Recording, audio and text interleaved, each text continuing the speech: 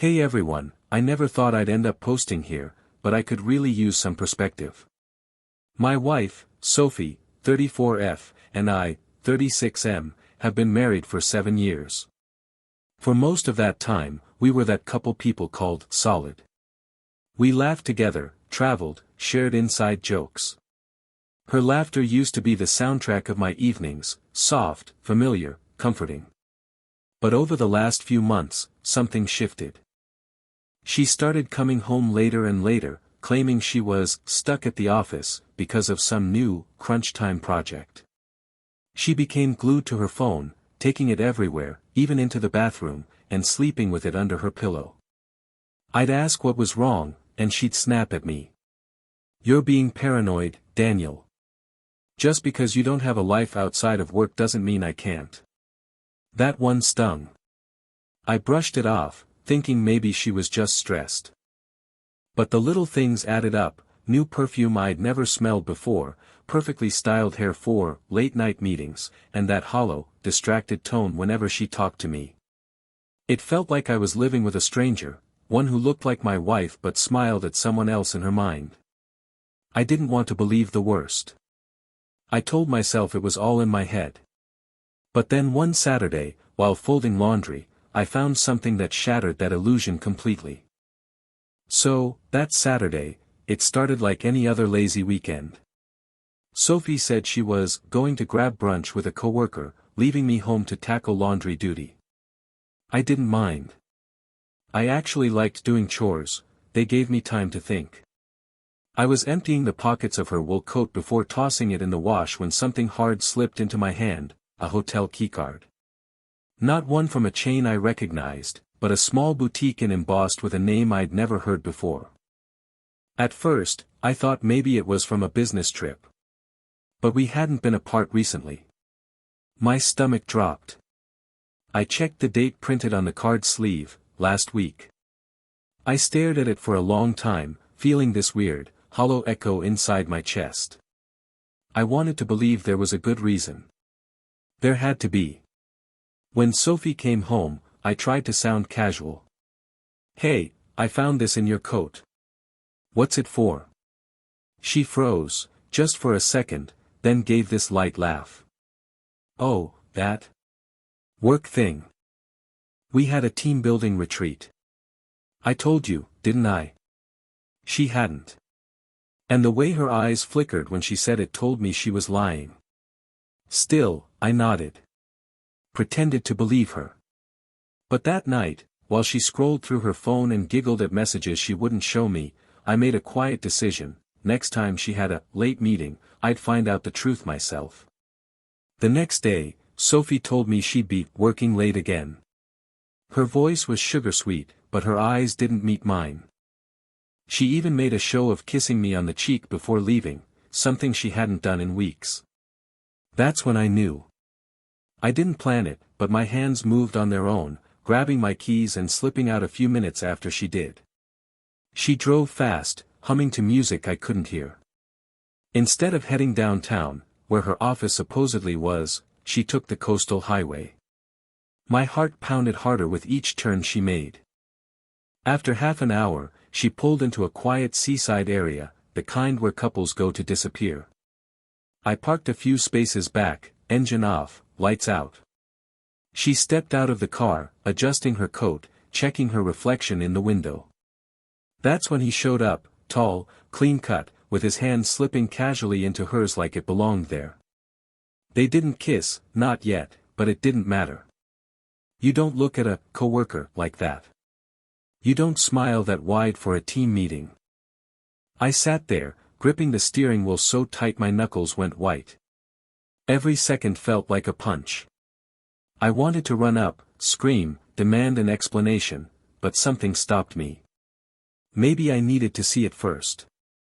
To burn the image into my memory, so I'd never doubt what I already knew. They walked inside the inn together. No hesitation. No guilt. Just comfort. Like it wasn't their first time. I waited. For an hour. 2.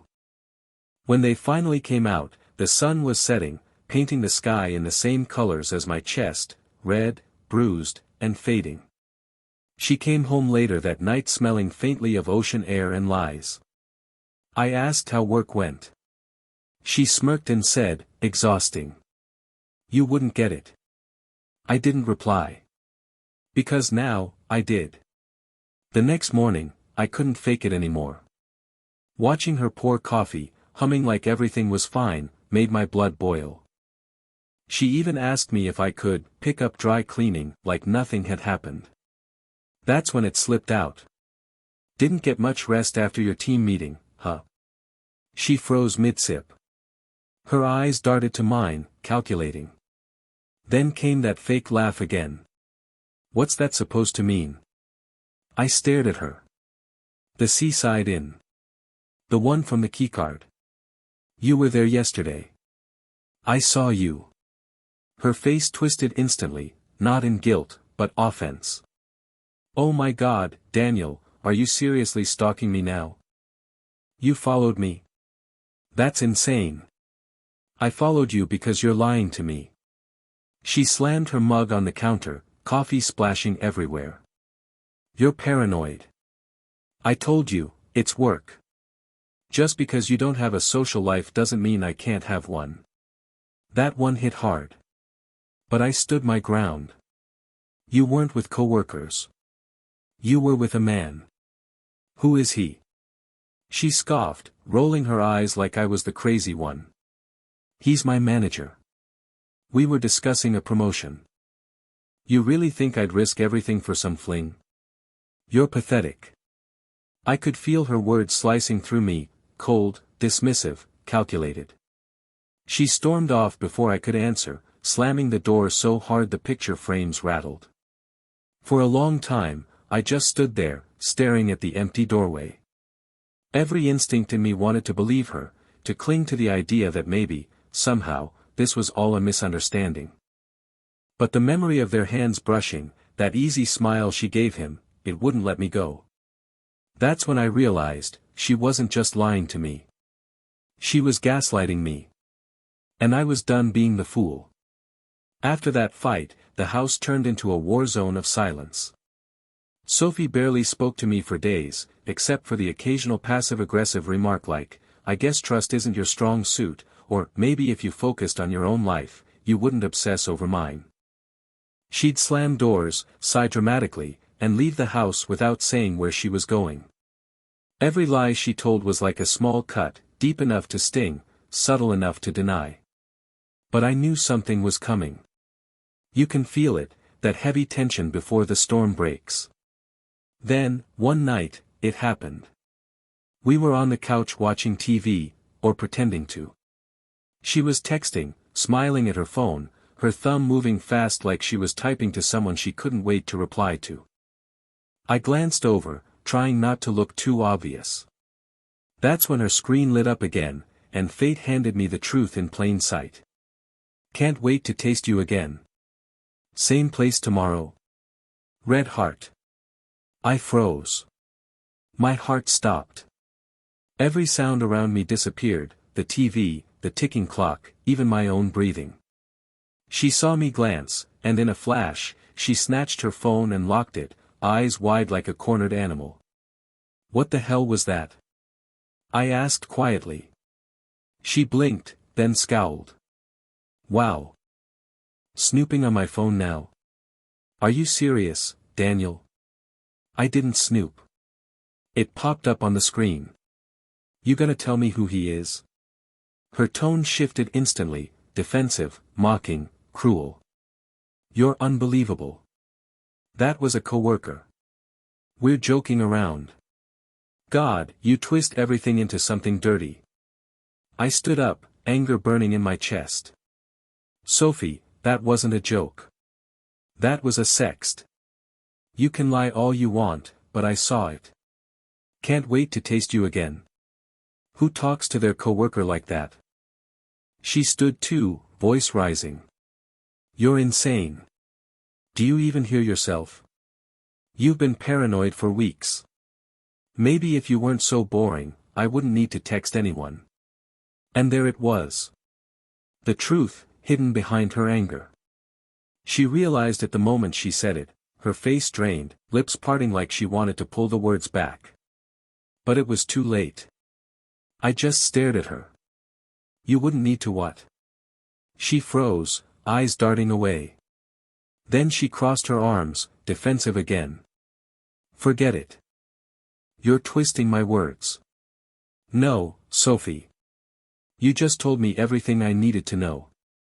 She tried to double down, spinning more lies, blaming me, calling me controlling, but I wasn't listening anymore. I was watching her crumble under her own deception, each word unraveling the web she'd built. That night, she stormed off to the guest room, muttering something about me ruining her life. But I barely heard her.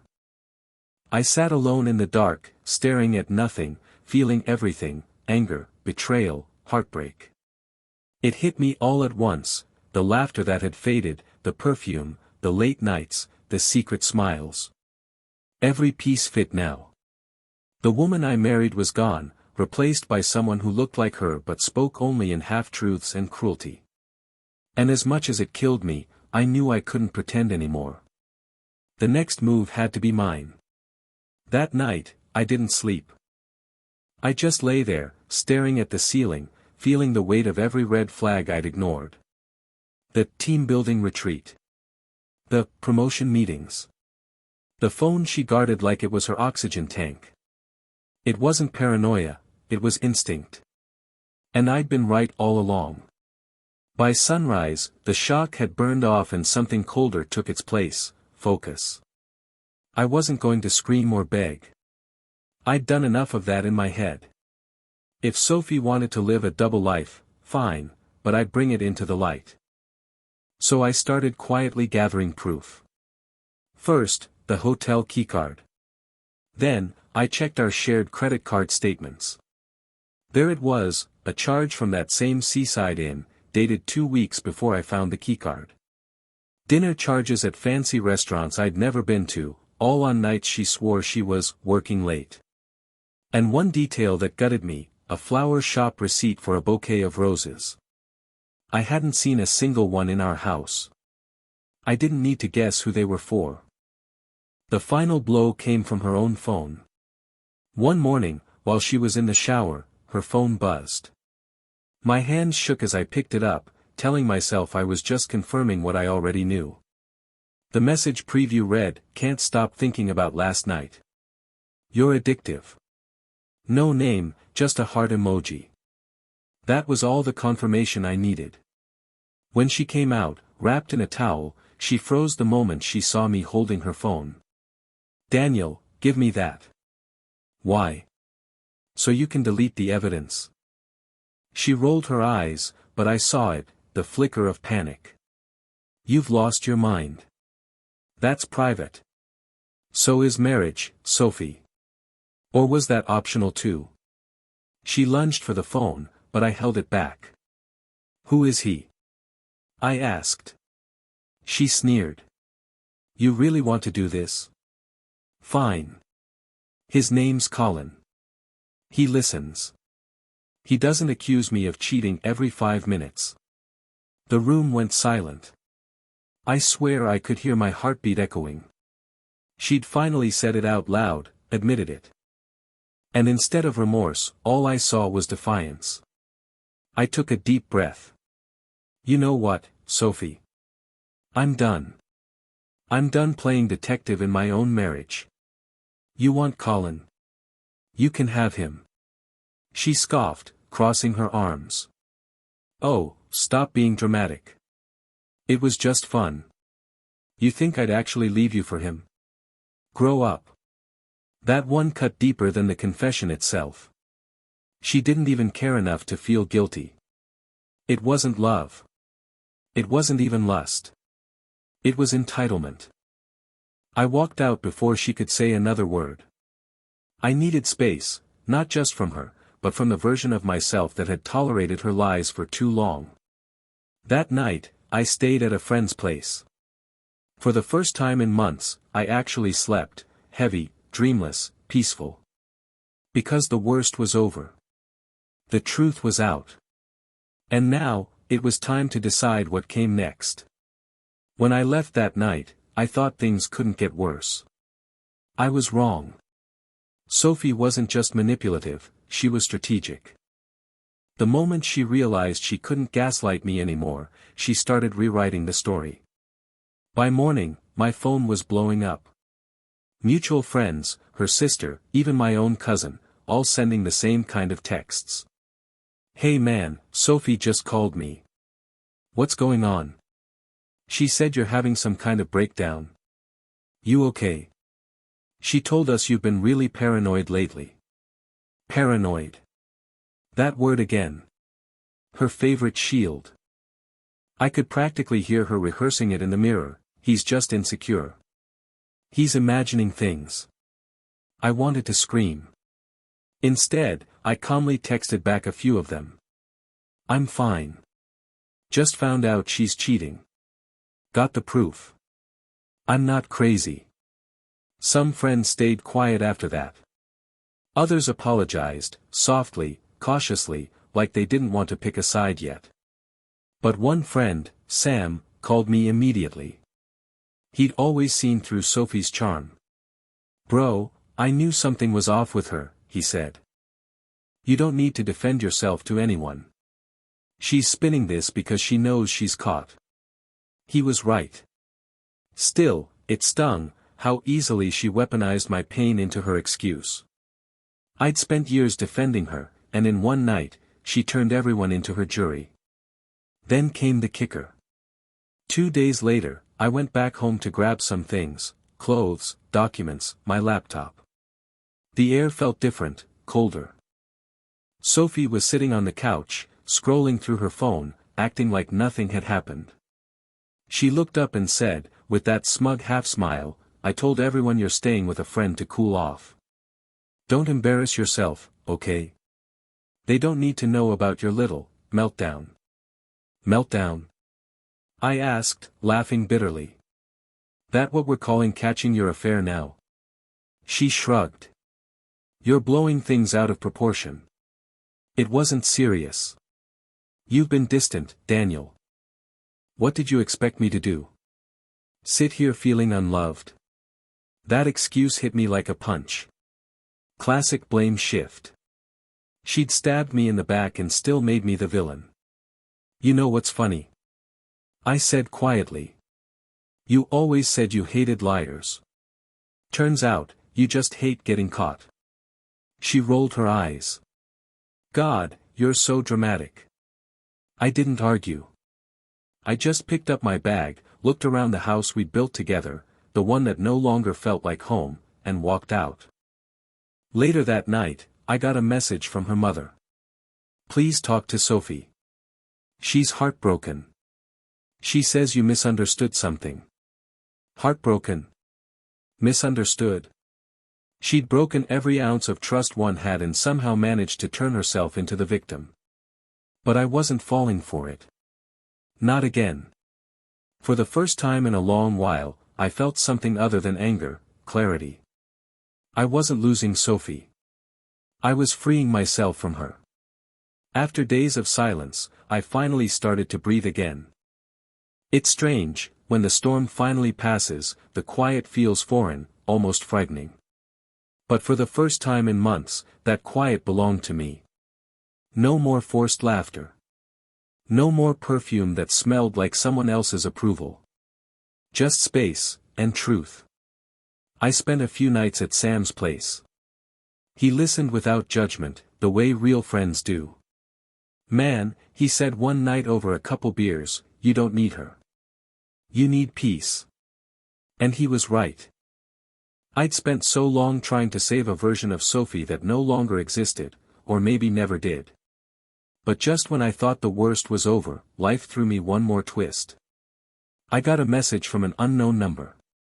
No greeting, no name, just, "You don't know me, but I think our partners are seeing each other." My stomach dropped. I replied, asking who they were. Turns out, the guy Sophie was seeing, Colin, had a girlfriend. Her name was Hannah. She'd found my number through a mutual friend after seeing texts pop up on his phone. She attached screenshots, the same ones I'd seen, plus a few more that made my chest tighten. Photos. Dates. Even a video clip, Sophie and Colin at that seaside inn, laughing over dinner, his hand resting on hers like they'd done it 100 times before. I didn't know whether to feel relief or rage. On one hand, there it was, undeniable proof, carved in pixels. On the other, I felt this crushing wave of pity. Not for Sophie, but for myself, for the man who spent months questioning his sanity while she crafted lie after lie. Hannah and I talked for over an hour. It was oddly comforting, two strangers connected by betrayal. She was calm, composed, broken in that quiet way only someone blindsided by love can be. "I'm sorry," she said softly. "I know you don't owe me anything, but I thought you should know." We agreed to send each other any new evidence, in case things got messy later. And oh, they did. Because when I confronted Sophie again, armed with screenshots, dates, even her lover's girlfriend's testimony, she didn't apologize. She didn't even look surprised. Instead, she smirked. "You really had to drag her into this? How pathetic can you get?" "No, Sophie. Pathetic is lying to my face for months. Pathetic is blaming me when you got caught." Her response. A scoff and a shrug. "You always wanted proof. There you go. Happy now?" That was the moment the love died completely. Not the affair. Not the lies. That tone. Cold. Mocking. As if my pain was entertainment. And oddly enough, I felt free. The weight lifted. The fog cleared. I wasn't chasing answers anymore. I had them. That night, I called a lawyer. Not out of spite, out of self-respect. I realized I didn't need closure from her. I needed a fresh start from everything she'd poisoned. Once I made that call to the lawyer, something inside me shifted, like I'd finally stepped out of a burning house I'd been trying to fix with a bucket of hope. For months, I'd been trapped in a maze of her lies, trying to make sense of the senseless. Now, the path was clear, I was done. The first thing my lawyer said was, "Do you have proof?" I almost laughed. "I've got enough to write a book." Screenshots, credit card statements, hotel charges, messages from Hannah, every breadcrumb of betrayal neatly tucked away in a folder. It wasn't about revenge, it was about reclaiming control. For so long, Sophie twisted every argument, painted me as paranoid, needy, insecure. Now, I had facts, cold, undeniable, emotionless truth. When the papers were served, she called me in a fury. "Are you serious, Daniel? Divorce? Over a few texts? Texts? Hotel stays? Dinners? Another man's hands all over you? Don't pretend it was harmless." She scoffed. "You're overreacting. Everyone makes mistakes. Cheating isn't a mistake, Sophie. It's a choice. And you made it.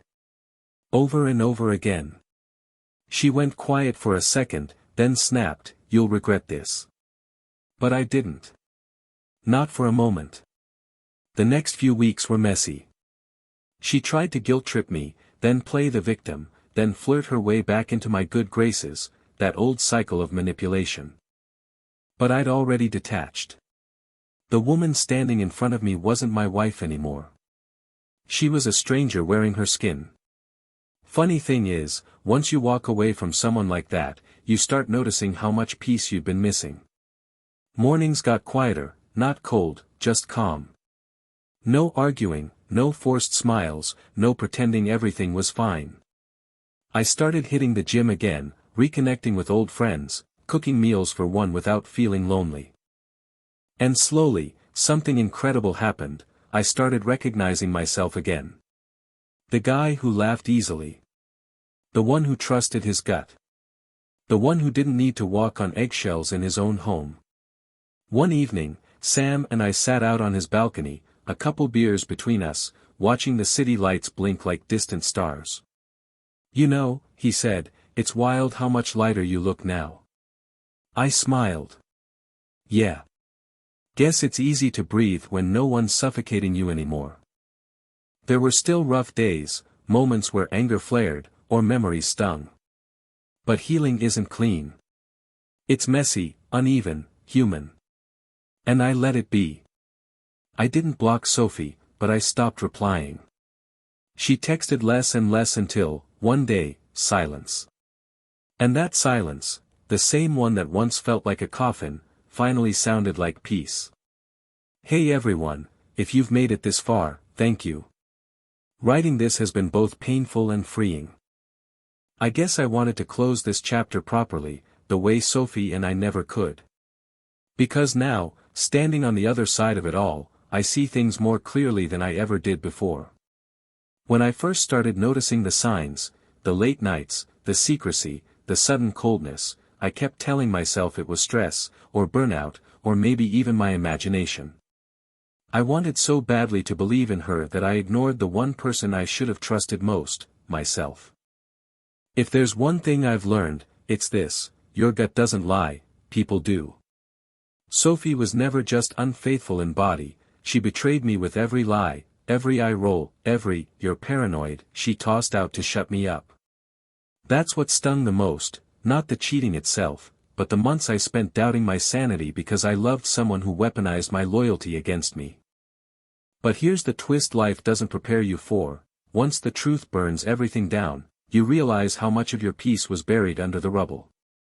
I've started rebuilding, piece by piece. I've reconnected with old friends, joined a hiking group, even took a solo weekend trip, the kind of thing I used to put off because I didn't want her to feel left out. Turns out, solitude isn't lonely when you fill it with self-respect. I'm not angry anymore. Honestly, I'm grateful, not for the betrayal, but for the clarity it brought. Sophie showed me exactly who she was, and that gave me permission to finally be who I am, someone who won't settle for half-truths and hollow love. To anyone reading this, stuck in that fog of doubt, pay attention to actions, not excuses. Love shouldn't make you question your worth or beg for honesty. The right person won't make you investigate your own marriage. As for me, I'm moving on. Divorce is underway, the house will be sold, and my heart feels lighter than it has in years. Sophie's laughter used to fill my evenings, but now, the silence she left behind feels like peace, not absence. So, goodbye, Sophie. Goodbye to the lies, the sleepless nights, the constant second-guessing. And hello, freedom. Thanks for listening, Reddit. If you've been through something like this, I'd love to hear how you found your way out. Drop your thoughts in the comments, maybe your story can help someone else the way sharing mine helped me. Stay strong, trust your gut, and never settle for someone who makes you doubt your reality.